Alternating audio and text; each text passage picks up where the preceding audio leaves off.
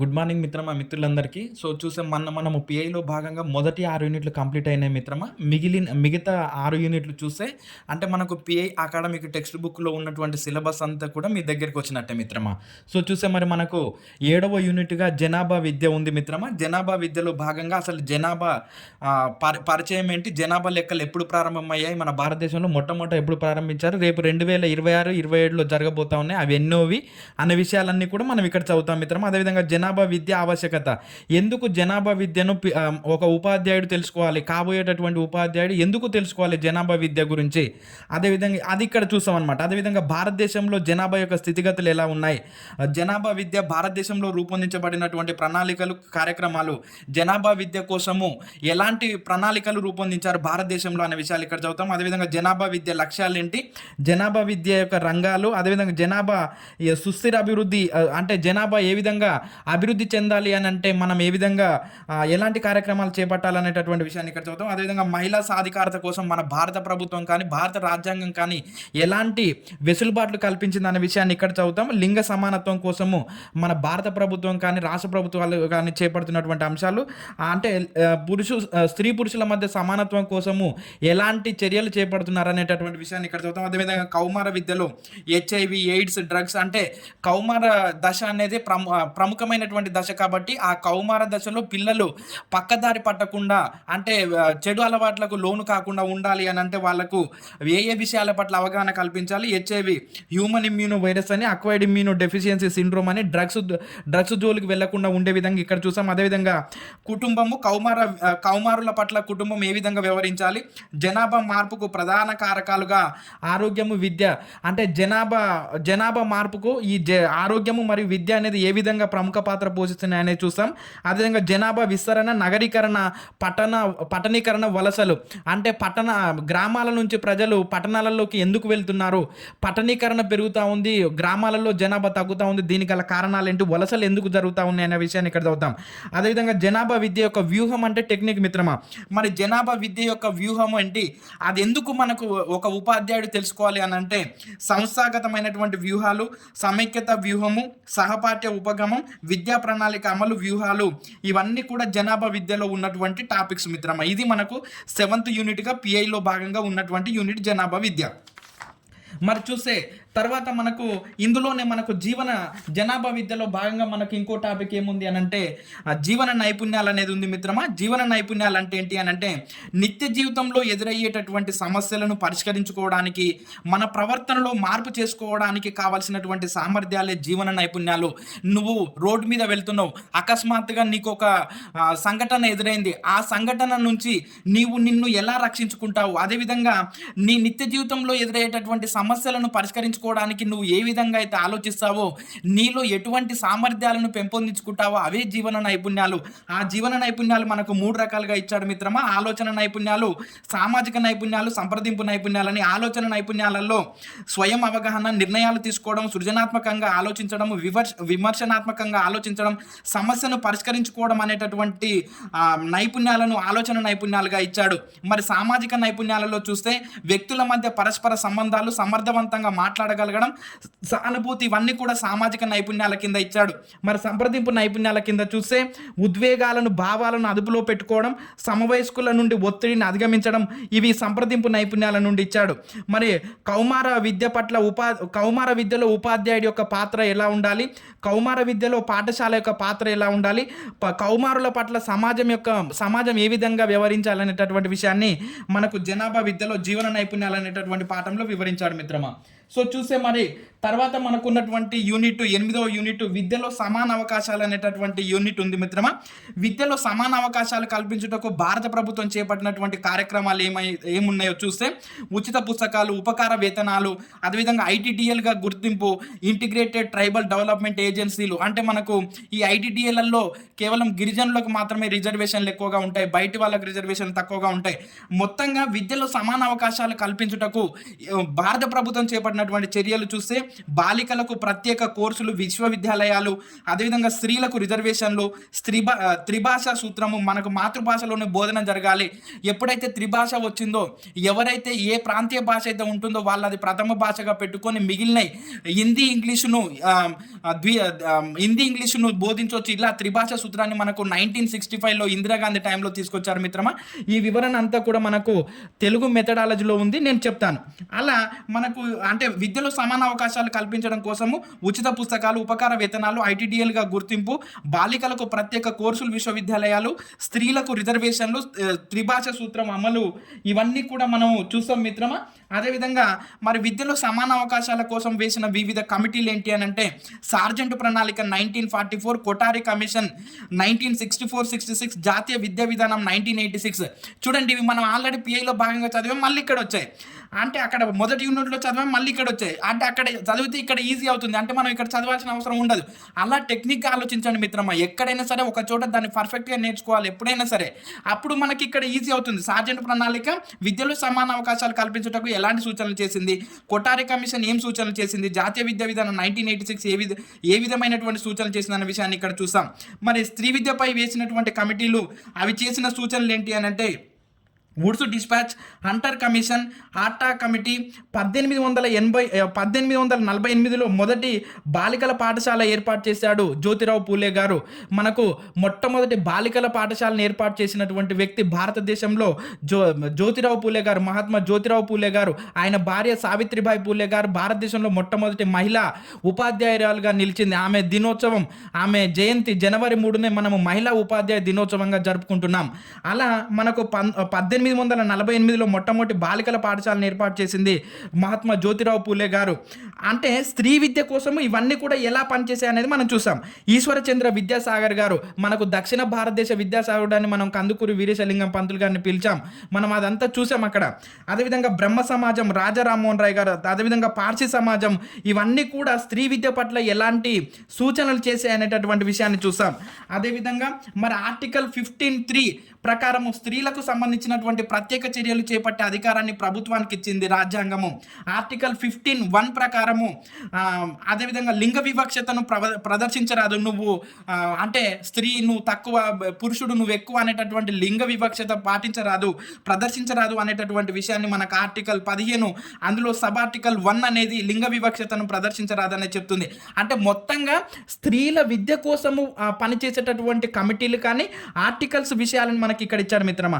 73-74 సవరణలు స్త్రీలకు 33.30% సీట్లను పంచాయతీరాజ్ సంస్థల్లో రిజర్వేషన్లు కల్పించారు. అదేవిధంగా భారతదేశంలో స్త్రీ విద్య అభివృద్ధికి అవరోధాలు ఏమున్నాయి, స్త్రీ విద్యను అడ్డుకుంటున్నటువంటి అంశాలు ఏమున్నాయో చూస్తే చారిత్రక, సామాజిక, ఆర్థిక, రాజకీయ, విద్య విషయక సంబంధ కారణాలన్నీ కూడా స్త్రీ విద్యను అంటే స్త్రీలు కేవలము వంటగదికే పరిమితంగా ఉండాలి, వంట చేసుకోవాలి, ఇవన్నీ కూడా మనం వేదకాలంలో చూసాం. వేదకాలం ఎప్పుడైతే బ్రిటిష్ వాళ్ళు వచ్చారో భారతదేశానికి, మన భారతీయ విద్యా విధానంలో ఉన్నటువంటి లోపాలను సవరించడానికి మనకు బౌద్ధ విద్యా విధానం, అదేవిధంగా జైన మత విద్యా విధానం ఇవన్నీ కూడా వచ్చాయి. ఆ విధంగా మన భారతదేశంలో ఉన్నటువంటి స్త్రీ విద్య అభివృద్ధికి ఏమి అడ్డంకులుగా ఉన్నాయో అనే విషయాన్ని ఇక్కడ చదువుతాం. 1958వ సంవత్సరంలో స్త్రీ విద్యపై ఏర్పాటు చేసిన జాతీయ కమిటీ సూచనలు ఏం చేసింది, అదేవిధంగా అన్సు మెహతా కమిటీ దాని యొక్క సిఫారసులు చూసాం. భక్తవత్సలం కమిటీ స్త్రీ విద్య అభివృద్ధికి రాష్ట్ర ప్రభుత్వం చేపట్టినటువంటి చర్యలు, అదేవిధంగా స్త్రీ విద్య అభివృద్ధికి కేంద్ర ప్రభుత్వాలు చేపడుతున్నటువంటి చర్యలు, ఇవన్నీ కూడా మనము చూసాం మిత్రమా. రైట్, చూసే మరి తర్వాత మనకు ఎస్సీ ఎస్టీల విద్య అంటే మనము ఈ ఎస్సీ ఎస్టీల యొక్క విద్య కోసం ప్రభుత్వాలు ఏ విధంగా మనకు ప్రోత్సాహకాలు ఇస్తున్నాయి అనేటటువంటి విషయాన్ని చూసాం. అదేవిధంగా అల్పసంఖ్యాక వర్గాల విద్య కోసము ప్రభుత్వాలు ఎలాంటి సదుపాయాలు కల్పిస్తున్నాయి. మనకు మైనార్టీ వర్గాలు అని అంటాం, ముస్లింలు, క్రిస్టియన్లు, పార్సీలు, బౌద్ధులు, జైనులు, సిక్కులు, పఠాన్లు, వీళ్ళందరూ కూడా మన భారతదేశంలో ఉన్నారు. కాకపోతే వీళ్ళు తక్కువ సంఖ్యలో ఉన్నారు కాబట్టి వీళ్ళని మైనార్టీ వర్గాలని అంటాం. అంటే వీళ్ళ విద్యా అభివృద్ధి కోసము భారత ప్రభుత్వం కానీ రాష్ట్ర ప్రభుత్వం, 2 తెలుగు రాష్ట్రాలు కానీ ఏ విధమైనటువంటి చర్యలు తీసుకుంటున్నాయి అనేటటువంటి విషయాన్ని ఇక్కడ చదువుతాం. అల్పసంఖ్యాక వర్గాలకు రాజ్యాంగం కల్పిస్తున్న విద్యాపరమైనటువంటి హక్కులు, మనకు అందులో ఆర్టికల్ 29 ఏం చెప్తుందనంటే ప్రభుత్వ విద్యా సంస్థలు మత, జాతి, కుల ఆధారంగా ప్రవేశం నిరాకరించరాదు. ఆర్టికల్ 29 ఏం చెప్తుందంటే ఓ ప్రభుత్వ సంస్థల్లో, ప్రభుత్వ ఆధ్వర్యంలో పనిచేస్తున్నటువంటి ఓ విద్యా సంస్థలారా మీరెవ్వరు కూడా జాతి, మతం, కులం ఆధారంగా ప్రవేశము నువ్వు ముస్లిం, నువ్వు క్రిస్టియన్, నువ్వు హిందూ అని ప్రవేశం నిరాకరించరాదు. అందరికీ కూడా మీరు చదువును బోధించాల్సిందే, చదువును అందించాల్సిందే అనేటటువంటి విషయాన్ని మనకు ఆర్టికల్ 29 చెప్తుంది రాజ్యాంగంలో. మరి ఆర్టికల్ 30 ఏం చెప్తుందంటే అల్పసంఖ్యాక వర్గాలు భాషా మతపరమైనటువంటి విద్యా సంస్థలను ఏర్పాటు చేసుకొని నడుపుకునేటటువంటి హక్కు కలదు అనేది ఆర్టికల్ 30 చెప్తుంది. అంటే మైనార్టీ వర్గాలు తమకు ఇష్టమైనటువంటి వాళ్ళ భాష ఏదైతే ఉంటుందో వాళ్ళ భాష, వాళ్ళ మతానికి సంబంధించినటువంటి విద్యా సంస్థలను ఏర్పాటు చేసుకొని నడుపుకునేటటువంటి అవకాశం ఆర్టికల్ 30 మనకు రాజ్యాంగంలో కల్పిస్తుంది. మరి సమాన అవకాశాలు కల్పించుటకు కేంద్ర ప్రభుత్వం చేపట్టినటువంటి చర్యలు, రాష్ట్ర ప్రభుత్వం చేపట్టినటువంటి చర్యలు, వికలాంగుల విద్య, దివ్యాంగుల విద్య ఏ విధంగా ఉండాలి, అదేవిధంగా ప్రత్యేక అవసరాలు కలిగినటువంటి పిల్లలకు ప్రభుత్వం కల్పిస్తున్నటువంటి మినహాయింపులు, వాళ్ళకు ఎలాంటి అవకాశాలు కల్పిస్తుంది మన ప్రభుత్వాలు, ఎలాంటి రిజర్వేషన్లు ఇస్తుంది వాళ్ళకు ఉద్యోగాలలో అనేటటువంటి విషయాన్ని చూసాం. అదేవిధంగా మరి మనకు 8వ యూనిట్గా ఉంది మిత్రమా. మరి 9వ యూనిట్గా బాలల హక్కులు లేదా బాలల చట్టాలు అనేది ఇచ్చాడు మిత్రమా. ఇక్కడ చూసే మనకేంటి అని అంటే రాజ్యాంగం యొక్క విద్యా ప్రకరణలు, అంటే రాజ్యాంగంలో విద్యకు సంబంధించినటువంటి ఆర్టికల్స్ ఏమున్నాయనే విషయాన్ని చూసాం. రాజ్యాంగం విద్యా పాలన బాధ్యత, అదేవిధంగా జాతీయ ప్రాధాన్యం గల సంస్థలు బెనారస్ హిందూ విశ్వవిద్యాలయం కానీ, అలీగఢ్ ముస్లిం యూనివర్సిటీ కానీ, ఢిల్లీ విశ్వవిద్యాలయం, కేంద్రీయ విశ్వవిద్యాలయాలు, జవహర్లాల్ నెహ్రూ విశ్వవిద్యాలయం, శాంతినికేతన్, విశ్వభారతి విశ్వవిద్యాలయాలు, ఇవన్నీ కూడా జాతీయ ప్రాధాన్యం కలిగినటువంటి సంస్థలు. ఇవన్నీ కూడా ఏ విధంగా ప్రజలు అంటే బాలలకు అంటే చదువుకునేటటువంటి పిల్లలకి ఏ విధంగా విద్యను అందించాలనేటటువంటి విషయాలని ఇవి మనకు చెప్తా ఉన్నాయి.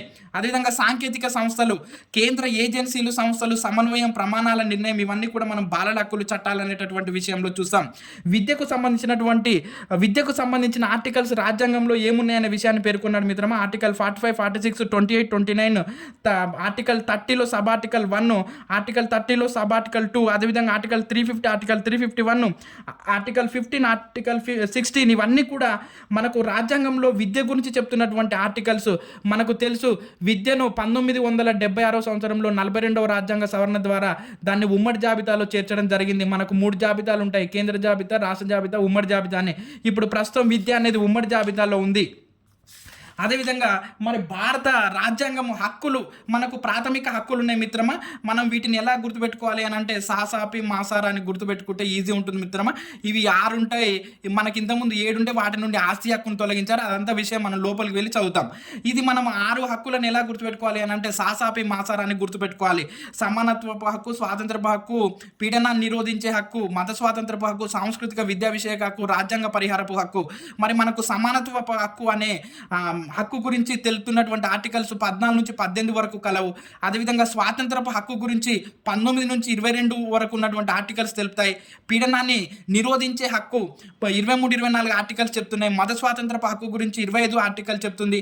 సాంస్కృతిక విద్యా విషయక హక్కు గురించి మనకు 29, 30 ఆర్టికల్ చెప్తున్నాయి. రాజ్యాంగ పరిహారపు హక్కు 32వ ఆర్టికల్ చెప్తుంది. ఇది మనకు డాక్టర్ బిఆర్ అంబేద్కర్ గారికి చాలా ఇష్టమైనటువంటి ఆర్టికల్ 32 ఆర్టికల్. అదేవిధంగా ఈ విధంగా మనకు భారత రాజ్యాంగం హక్కులు కల్పించిందని ఈ ప్రాథమిక హక్కుల గురించి చదువుతాం మిత్రం ఇక్కడ. అదేవిధంగా ఆర్టీఐ 2005 మనకు రైట్ టు ఇన్ఫర్మేషన్ యాక్ట్ అంటే సమాచార హక్కు చట్టం మనకు అక్టోబర్ 12, 2005 నుండి ఇది అమల్లోకి వచ్చింది. దీని గురించి మనం ఇక్కడ చదువుతాం మిత్రమా. మరి మనకు ఆ రాజ్యాంగంలో ఉన్నటువంటి 19వ ఆర్టికల్, అందులో సబ్ ఆర్టికల్ 1 ప్రకారం వాక్ స్వాతంత్రపు హక్కు కలదు భారతదేశంలో ఉన్నటువంటి ప్రతి పౌరుడికి. ఆ విధంగా దీనిని బేస్ చేసుకొని మనకు ఆర్టీఐ 2005ని రూపొందించారు. మరి అక్కడ సమాచారం అంటే ఏమిటి, అసలు సమాచార హక్కు చట్టం అంటున్నాం, అసలు అందులో సమాచారం అంటే ఏంటి, సమాచారం అనేది ఏ రూపంలో ఉండాలి, అదేవిధంగా పబ్లిక్ ఇన్ఫర్మేషన్ ఆఫీసర్ ఉంటాడు ప్రతి ఆఫీసులో, ప్రతి ప్రభుత్వ కార్యాలయంలో పిఐఓ అనేటటువంటి ఆఫీసర్ ఉంటాడు. స్కూల్లో కూడా హెడ్ మాస్టర్ వ్యవహరిస్తాడు. అదే ఎంఆర్ఓ ఆఫీసులో అయితే ఎంఆర్ఓ ఉంటాడు. ఇలా జిల్లా స్థాయిలో అయితే కలెక్టర్ ఉంటారు. ఇలా ప్రత్యేకంగా ఒక వ్యవస్థకు సంబంధించి ఒక పిఐఓ ఉంటాడు. అదేవిధంగా సమాచార హక్కు చట్టం యొక్క వివరాలు, దరఖాస్తు రుసుం వివరాలు, సమాచారం కోసం దరఖాస్తు వివరాలు, ఇవన్నీ కూడా మనకు ఆర్టీఐ 2005లో భాగంగా చదువుతాం. అదేవిధంగా మనకు ఆర్టీ 2009 ఇచ్చాడు మిత్రమా. ఆర్టీ 2009 ఆల్రెడీ నేను మీకు ఒక వీడియోలో అంటే 45 నిమిషాలలో ఉన్నటువంటి వీడియోను కేవలం 7 నిమిషాలలో మాత్రమే ఇచ్చాను మిత్రమా. మనం ఆల్రెడీ ఇది అయిపోయింది. ఆర్టీఈ 2009 కూడా మీకు ఇది ఒక ఆర్టీఐ 2005 ఉంది మిత్రమా, ఎన్సీఎఫ్ ఉంది రైట్. మరి ఆర్టీ 2009లో 7 అధ్యాయాలు 38 ఆర్టికల్స్, ఒక అనుబంధ షెడ్యూల్ కలదు. ఇది 2010 ఏప్రిల్ 1 నుండి అమల్లోకి వచ్చింది. ఈ విషయాలన్నీ కూడా నేను మీకు ఆల్రెడీ ఒక వీడియో చేశాను మిత్రమా, ఆర్టీ 2009లో, అది ఒకసారి చూడండి, విద్యా హక్కు చట్టం గురించి. మరి చూస్తే తర్వాత బాలల హక్కుల కోసం అంతర్జాతీయ సమాజం 1959లో బాలల హక్కులను ప్రకటించింది. అదేవిధంగా భారత రాజ్యాంగం ప్రకారం బాలల హక్కులు, దీనిని అంటే భారత రాజ్యాంగం మనకు బాలల హక్కులను కల్పించింది. మనం అభివృద్ధి చెందే హక్కు, పాల్గొనే హక్కు, రక్షణ పొందే హక్కు, అదేవిధంగా జీవించే హక్కు, ఇవన్నీ కూడా మనకు బాలల హక్కులుగా ఉన్నాయి. మరి మనకు వీటిని రక్షించడం కోసమే మనకు కేంద్ర స్థాయిలో ఎన్సిపిసిఆర్ 2007లో, అదేవిధంగా ఎస్సిపిసిఆర్ రాష్ట్ర స్థాయిలలో ఏర్పడ్డాయి. మానవ హక్కులు, మనకు విశ్వ మానవ హక్కుల ప్రకటన, మనకు విశ్వ మానవ హక్కుల ప్రకటన జరిగింది. మనమే అది డిసెంబర్ 10వ తారీఖును విశ్వ మానవ హక్కుల దినోత్సవంగా జరుపుతాం. అదేవిధంగా మరి మనకు యుఎన్ఓ ఏం చేసింది అని అంటే 1995 నుంచి 2004 వరకు ఉన్నటువంటి ఈ 10 సంవత్సరాల కాలాన్ని మానవ హక్కుల దశాబ్దంగా ప్రకటించింది. మనకు టెక్స్ట్ బుక్లో క్లియర్ కట్గా ఇచ్చాడు మిత్రమా. ఇలా మనకు బాలల హక్కులు అనేది చదువుతాం మిత్రమా. అదేవిధంగా మరి యూనిట్ వచ్చేసి ఎన్సిఎఫ్ 2005, మనకు నేషనల్ కరిక్యులం ఫ్రేమ్వర్క్, జాతీయ విద్యా ప్రణాళిక చట్టం అని అంటాం దీనిని. మరి ఇందులో భాగంగా ఏం చూస్తామంటే జాతీయ అభివృద్ధి కోసం భారత రాజ్యాంగం నిర్దేశించిన కీలక అంశాలన్నిటికీ అనుగుణంగా మన పాఠ్య ప్రణాళికలు రూపొందించబడాలి. ఇంకో మిత్రమా, మన భారత రాజ్యాంగం ఏం చేసింది అని అంటే మనకు కొన్ని లక్ష్యాలను నిర్దేశించింది. ఆ లక్ష్యాలను చేరుకోవాలి అని అంటే దానికి అనుకూలంగా పాఠ్య ప్రణాళికలు, విద్యా ప్రణాళికలు ఉండాలి. అవి ఏ విధంగా ఉండాలి అనేటటువంటి విషయాన్ని ఎవరు సూచిస్తారు అని అంటే మనకు ఈ జాతీయ విద్యా ప్రణాళిక చట్టం చెప్తుందనమాట. ఓ తెలంగాణ, ఓ ఆంధ్రప్రదేశ్, ఓ మహారాష్ట్ర, ఓ ఉత్తరప్రదేశ్, మీరు భారత రాజ్యాంగం మనకు కొన్ని లక్ష్యాలు నిర్దేశించిందయ్యా, ఆ లక్ష్యాలకు అనుగుణంగా ఉండే విధంగా మీరు పాఠ్య ప్రణాళికలను రూపొందించండి పిల్లలకు. ఎందుకంటే పిల్లలే కాబోయే దేశ పౌరులు, రేపటి భవిష్యత్తు పౌరులు వాళ్ళే. కాబట్టి వాళ్ళు జాగ్రత్తగా పెరిగితేనే, వాళ్ళ ఆరోగ్యంగా ఉంటేనే, వాళ్ళ యొక్క విధానం ప్రవర్తన మంచిగా ఉంటేనే మన భారతదేశం సస్యశ్యామలం అవుతుంది. కాబట్టి వాళ్ళకు అభివృద్ధి చెందడానికి అవసరమైనటువంటి పాఠ్య ప్రణాళికలను రూపొందించండి, మన భారత రాజ్యాంగానికి అనుకూలంగా ఉన్నటువంటి పాఠ్య ప్రణాళికను రూపొందించండి అని మనకు ఎన్సిఎఫ్ 2005 చెప్తుందనమాట. మరి ఇక్కడ ఏమేమి ప్రధానంగా ఉండాలి అని అంటే సంగతత్వము, పరివర్తనశీలత, సమానత్వము ప్రధాన అంశాలుగా ఉండాలని చెప్పింది. అదేవిధంగా మరి మనకు ఎన్సిఎఫ్ 2005లో 5 అధ్యాయాలు కలవు మిత్రమా. ఆ 5 అధ్యాయాలలో మొట్టమొదటిది దృక్పథం. ఇందులో మనకు దృక్పథంలో పరిచయము, సింహావలోకనము, విద్యా ప్రణాళిక అంటే ఏమిటి, మార్గదర్శక సూత్రాలు, నాణ్యత పార్శ్వాలు, విద్యా సామాజిక సందర్భము, విద్యా లక్ష్యాలు అనేటటువంటి విషయాలన్నిటిని కూడా దృక్పథం అనేటటువంటి అధ్యాయంలో చదువుతాం. మరి రెండవ అధ్యాయం వచ్చేసి అభ్యసనం విజ్ఞానం. ఇందులో మనకు అభ్యాసకులకు ప్రాధాన్యత, అభ్యాసకులు సందర్భం, అభివృద్ధి, అభ్యసనం, అభివృద్ధికి పూర్వ నిర్ణయం, జ్ఞానము, కౌమార దశ, అభ్యసన వైకల్యాలు, అదేవిధంగా విద్యా ప్రణాళికలో ఆచరణలో ఇమిడి ఉన్న అంశాలు, జ్ఞాన నిర్మాణం కోసం బోధన, ప్రతిచర్యల విలువ, అభ్యసన అనుభవాల్ని రూపొందించడం, ప్రణాళికల పట్ల వైఖరి, విమర్శనాత్మక బోధన వ్యూహము, జ్ఞానం, అవగాహన, ప్రాథమిక సామర్థ్యాలు, అనుభవంలోని జ్ఞానము, అవగాహన రూపాలు, జ్ఞాన పునఃసృజన, పిల్లల జ్ఞానము, స్థానిక జ్ఞానం అనేటటువంటి విషయాలన్నిటిని కూడా మనము రెండవ అధ్యాయంలో భాగంగా చదువుతాం, అభ్యసనం విజ్ఞానం అనేటటువంటి భాగంలో. మరి మూడవ అధ్యాయం వచ్చేసి విద్యా ప్రణాళిక పాఠశాల దశలు మూల్యాంకనంలో భాగంగా, ఇది మూడవ అధ్యాయం మిత్రమా, విద్యా ప్రణాళిక పాఠశాల దశలు మూల్యాంకనం. ఇందులో భాగంగా మనము భాషా విద్య, ప్రథమ భాషా విద్య, అన్ని సబ్జెక్టులలోనూ భాష, పఠన బోధన వ్యూహము, ద్వితీయ భాష బోధన, ఇంగ్లీష్, గణితము, పాఠశాల గణితంలో మన దృష్టి, పాఠ్య ప్రణాళిక, కంప్యూటర్ సైన్స్ మరియు గణితము, ప్రకృతి శాస్త్రాలు. అదేవిధంగా మరి చూస్తే కొన్ని తాత్విక అంశాలు పాఠశాల స్థాయిలు మరియు మూల్యాంకనం చూస్తే పాఠశాల స్థాయిలలో బాల్యారంభ విద్య లక్ష్యాలు, అదేవిధంగా శిశు విద్యా కార్యక్రమాలు, ప్రాథమిక విద్య, సెకండరీ విద్య, విద్యా నిర్మాణంలో స్వరూపంలో మార్పు. ఇప్పుడు మనకు 5334 అనేటటువంటి విధానం వచ్చింది మిత్రమా NP 2020 ప్రకారం. అంటే ఆ స్వరూపాలలో మార్పులు ఏ విధంగా జరిగాయి, మనం దాదాపుగా 1950 నుంచి అంటే 1900 స్వాతంత్రానికంటే పూర్వం ఏ విధంగా ఉంది, స్వాతంత్రం వచ్చిన తర్వాత ఏ రూపం ఉంది, ఆ స్వరూపాలు ఎలా మారాయి అనేటటువంటి విషయాన్ని ఇక్కడ చూస్తాం. అదేవిధంగా హయ్యర్ సెకండరీ విద్య, ఓపెన్ స్కూల్స్, బ్రిడ్జి స్కూల్స్, ఇవన్నీ కూడా పాఠశాల స్థాయిలలో చూస్తాం. మరి మూల్యాంకనం చూస్తే మూల్యాంకనం యొక్క లక్ష్యం ఏంటి, అభ్యాసకుల్ని ఎలా మూల్యాంకనం చేయాలి, ఎలా అంచనా వేయాలి, బోధన సమయంలో ఎలా అంచనా వేయాలి, మార్కుల కోసం పరీక్షించకూడని విద్యా ప్రణాళిక అంశాలు, అసలు మార్కులే ప్రామాణికం కాదు, పిల్లల యొక్క పిల్లలలో విజ్ఞానాన్ని పెంపొందించాలనే విషయాన్ని ఇక్కడ చూసాం. అదేవిధంగా మూల్యాంకన రూపకల్పన, నిర్వహణ, స్వయం మూల్యాంకనం, పునశ్చరణ, మనం పునరాలోచించాల్సినటువంటి అంశాలు, వివిధ స్థాయిలలో మూల్యాంకనం అనేటటువంటి విషయాలను కూడా మనం మూల్యాంకనంలో భాగంగా ఇచ్చాడు NCF 2005లో. అదేవిధంగా మన నాలుగో అధ్యాయం వచ్చేసి పాఠశాల తరగతి గది వాతావరణం. ఇది అధ్యాయం 4గా ఉంది. మరి ఇందులో భౌతిక వాతావరణం, సమర్థవంతమైన వాతావరణాన్ని పెంపొందించుకోవడం, పిల్లలందరి భాగస్వామ్యము, పాఠశాలలో క్రమశిక్షణ, తల్లిదండ్రులకు సమాజానికి స్థానము, పాఠ్యాంశ పరంగా అభ్యసన వనరులు, అదేవిధంగా పాఠ్య పుస్తకాలు, గ్రంథాలయము, ప్రయోగశాలలు, విద్యా సాంకేతిక పరిజ్ఞానము, సమాచార ప్రసార సాంకేతిక విజ్ఞానం అనేటటువంటి అంశాలన్నింటిని కూడా మనము అధ్యాయం 4లో భాగంగా చదువుతాం, పాఠశాల తరగతి గది వాతావరణంలో భాగంగా. మరి అధ్యాయం 5 చూస్తే వ్యవస్థాత్మక లేదా సంస్థాగత సంస్కరణలు. ఇందులో భాగంగా నాణ్యత పట్ల శ్రద్ధ, నాణ్యత కోసం విద్యా ప్రణాళిక పర్యవేక్షణ, పాఠశాలల్లో విద్యా సంబంధ బాధ్యతలు, పాఠశాల పర్యవేక్షణ, పంచాయతీలు, విద్య, పరీక్షల సంస్కరణలు, ప్రశ్నపత్రాల తయారీ, పరీక్షలు, నివేదికలు. ఈ ప్రశ్నపత్రాల యొక్క లక్షణాలు మనం ఆల్రెడీ మూల్యాంకనం అనే చాప్టర్లో చదివాం మిత్రమా. మూల్యాంకనం ఆల్మోస్ట్ మనము 80% సిలబస్ కంప్లీట్ చేసాము. అందులో ప్రశ్నపత్రం యొక్క లక్షణాలు సప్రమాణత, విశ్వసనీయత, లక్ష్యాత్మకత, ఆచరణాత్మకత, ఉపయోగికత ఇవన్నీ కూడా ఉంటాయి. మరి ప్రశ్నపత్రాలకు ఉండాల్సినటువంటి లక్షణాలను కూడా NCF 2005లో అధ్యాయం 5లో భాగంగా ఇచ్చాడు.